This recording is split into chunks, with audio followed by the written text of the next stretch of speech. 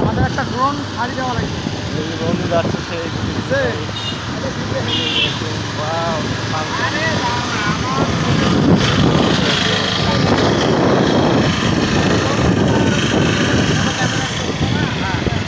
Action camera একটু বন্ধুরা আমরা সেখানে যাচ্ছি আপনাদেরকে দেখানোর জন্য। সুন্দর একটা জায়গা, কলা বাগান আর কলা বাগান, আমরা সেখানে যাচ্ছি, একটু অপেক্ষা করুন। এই যে ভাইয়ের সাথে আমরা আবার এক হয়ে গেলাম আমাদের যাত্রা বস্তু।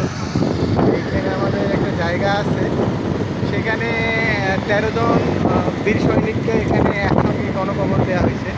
এই সেই জায়গাটা, এই সেই গণকবর জায়গা, কারা কারা দেখেন এই সেই গণকবরের জায়গা। বর্তমানে লাইভে আমরা নেই, অবশ্য লাইভে আসতে হবে।